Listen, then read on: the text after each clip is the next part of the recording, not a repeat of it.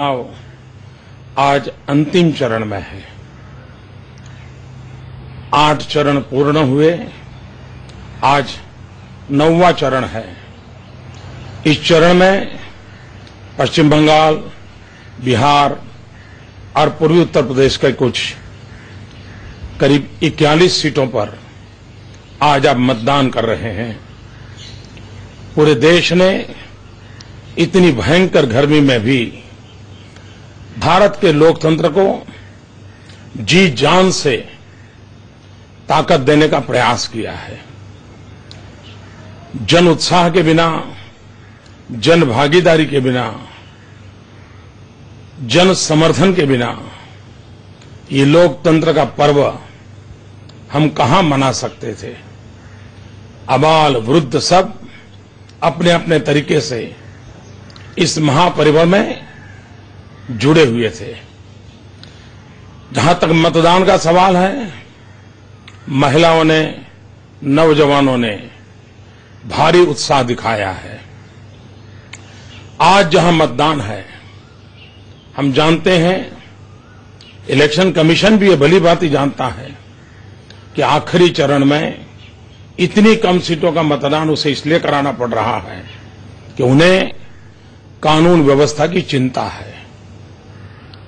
लेकिन चिंता करने से बात बनती नहीं है। सिर्फ 41 सीटों का चुनाव है। मैं आशा करता हूं कि राज्यों की पुलिस पर डिपेंडेंट रहने के बजाय सेंट्रल सिक्योरिटी फोर्सेस को भारी मात्रा में लगा करके एक तंदुरुस्त, स्वस्थ, शांतिपूर्ण मतदान के लिए ये लास्ट चरण अगर सफल रहते हैं तो मैं समझता हूं कि अच्छी बात बनेगी। मतदाता भाइयों बहनों, आज के मतदान में वाराणसी सीट भी है। लोकतंत्र मां गंगा की उस पावन धारा से हमेशा हमेशा पवित्र होता रहे, हमारी परंपराएं पवित्र होती रहें, यही हम सबका मकसद होना चाहिए। चुनाव में आखिरकार हिंदुस्तान जीतना चाहिए। चुनाव में आखिरकार लोकतंत्र जीतना चाहिए। चुनाव में आखिरकार हिंदुस्तान का नागरिक जीतना चाहिए। चुनाव में आखिरकार हिंदुस्तान का मतदाता जीतना चाहिए। यही 4 हैं जो जीतने चाहिए। बाकी तो उम्मीदवारों को जनता जिताती है। और मैं मानता हूं कि हम सबका दायित्व है, देश जीते, लोकतंत्र जीते, मतदाता जीते, नागरिक जीते। आपने सामान्य जनता के मन में अपप्रचार की आंधी के बीच भी दूध का दूध, पानी का पानी, जिसे कहते हैं नीर क्षीर विवेक, ये भारत के मतदाताओं में बहुत बड़ी मात्रा में है। पश्चिम के लोगों ने भी भारत के लोकतंत्र का अध्ययन करना चाहिए। क्या कारण है? करोड़ों करोड़ों लोग इतनी भयंकर गर्मी में इतने उत्साह से शरीक होते हैं। हर एक का तो कोई स्वार्थ नहीं है। जिनका कोई स्वार्थ होगा वो तो बहुत गिने चुने लोग होंगे। भारत के लोकतंत्र की इस ताकत को कभी न कभी विश्व के संदर्भ में चर्चा होना मुझे जरूरी लगता है। अभी भी पश्चिम के देश भारत के लोकतंत्र के जड़ें कितनी गहरी हैं, यहां के सामान्य मानवी के रगों में लोकतांत्रिक भावनाएं, परंपराएं किस कदर धूल मिल गई है, ये विश्व की यूनिवर्सिटियों ने अध्ययन करने का विषय है। सिर्फ भारत माता की जय कहने के लिए लाखों लोग घंटों तक चिलचिलाती धूप में तपते रहे, ये छोटी बात नहीं है। भाइयों बहनों, इस चुनाव में राज्यों के भी चुनाव हुए हैं, लेकिन देश के चुनाव की आंधी ऐसी चल रही थी कि उनकी बातें उस राज्यों तक सीमित रही। 2 नए राज्य बन रहे हैं। तेलंगाना और सीमांध्र अपने अपने तरीके से नए रंग रूप में सज रहे हैं। देश में उसकी चर्चा कम हुई। खैर, लोकतंत्र है, एक प्रवाह चल रहा था। मैं मतदाताओं से विनती करता हूं कि हम इस आखिरी दौर में भी उसी उमंग और उत्साह के साथ इस पर्व को मनाएं और मतदान करें, भारी मतदान करें। मेरे काशी के मतदाता भाइयों बहनों, काशी की प्रतिष्ठा शांति, सद्भावना, एकता में है।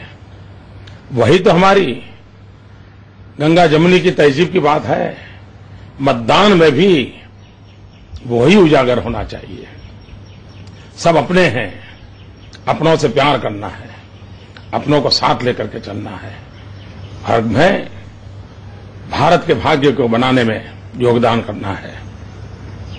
चुनाव में अपनी अपनी पसंद होती है, लेकिन हम सबकी पसंद है हमारी भारत माता, हमारा हिंदुस्तान, हमारे देश का हर नागरिक, हमारे देश के नौजवानों का भविष्य। आइए उसी पर मोहर लगाएं और भारत को भाग्य बनाएं। भारत के भाग्य बनाने में हम भी कुछ न कुछ योगदान करें। मेरी आज आखिरी चरण पर देश के मतदाताओं को और जहां मतदान हो रहा है उनको व्यक्तिगत रूप से मैं सबका बहुत आभारी हूं। हर एक ने अपने अपने स्तर पर कोई न कोई जिम्मेवारी निभाई है, कुछ लोगों ने अपने प्राण भी दिए हैं। इन सब का मैं गौरव करता हूं, अभिनंदन करता हूं। फिर एक बार लोकतंत्र अमर रहे, भारत अजरा अमर है। हम नागरिक, हम देशवासी भारत मां के सेवक हैं। आओ मिलकर के भारत का भाग्य बदले। बहुत बहुत धन्यवाद। तो बड़ी खबर यहाँ पर राष्ट्र के नाम संदेश देते हुए मोदी यहाँ पर नजर आए हैं। उन्होंने कहा हिंदुस्तान की जीत होनी चाहिए, ज्यादा से ज्यादा लोग मतदान करें। काशी में मतदाताओं से मोदी ने अपील की है। यहाँ पर यह भी कहा है, आपको बता दें कि वाराणसी सीट से उनका भी भाग्य आज ही तय हो जाना है। ऐसे में काशी की प्रतिष्ठा की उन्होंने बात की, उन्होंने गंगा जमुनी तहजीब की बात की। उन्होंने ये भी कहा कि मतदान में जितना जोश खरोश देखा गया है अभी तक, उससे ज्यादा दिखना चाहिए। एक सवाल यहाँ पर खड़ा हो रहा है, क्या एक और विवाद पैदा होता हुआ नजर आ रहा है? स्मिता, यहाँ पर आज वो कैंडिडेट भी है वाराणसी से। वाराणसी और काशी का जिक्र इस तरह से किया जा सकता है अपने संदेश में? जी, मुझे लगता है कि इसकी थोड़ी सी पड़ताल हमें करनी पड़ेगी, क्योंकि नरेंद्र मोदी बीजेपी के प्रधानमंत्री के उम्मीदवार हैं और नेता हैं पार्टी के इस चुनाव में। लेकिन हमें ये नहीं भूलना चाहिए कि वो वाराणसी के उम्मीदवार भी हैं और आज ही उनकी उम्मीदवारी की सीट पर वोट पड़ रहे हैं। तो क्या वो सीधा रेफरेंस अपनी सीट के लिए कर सकते हैं? वैसे उन्होंने ये बोला है कि देखिए ज्यादा से ज्यादा लोग आए वोट करें। उन्होंने कोई राजनीतिक अपील नहीं की है, लेकिन फिर भी एक कैंडिडेट होने के नाते अपनी सीट का रेफरेंस करना और दूसरे तरीके से मुद्दों का जिक्र करना, ये तो उनकी स्पीच में सुनाई दे रहा है। तो मुझे लगता है कि इसकी थोड़ी सी पड़ताल होनी चाहिए। लेकिन आज 12:11 पे कोई खास वजह, उषा आपको लगता है कोई खास वजह इस तरह का राष्ट्र के नाम संदेश आया? मुझे ये लग रहा है कि मोदी का जो एक स्ट्रेटजी के तहत पूरा उनका अभियान जो एक रणनीति के तहत चला है और उसका ही ये हिस्सा है कि अंतिम समय में अगर कहीं किसी तरह की दुविधा है मतदाताओं के मन में, कहीं किसी भी तरह का कोई संशय है उनकी उम्मीदवारी को लेकर, तो वो खत्म किया जाए। लेकिन जैसा कि स्मिता और आंचल आपने खुद कहा कि आज वो वहां से उम्मीदवार भी हैं, तो ये एक सवाल जरूर है कि क्या आज वो ये कह सकते थे या कर सकते थे? क्योंकि संतोष भारती जी, अगर इतनी लहर है और 300 से ऊपर सीटें आ रही हैं, तो क्या आखिरी मिनट पर ये संशय होना चाहिए था और ये संदेश आना चाहिए था आपकी नजर? मुझे लगता है कि कहीं कुछ भारतीय जनता पार्टी में हल्की सी आत्मविश्वास की कमी है। पर अगर मैं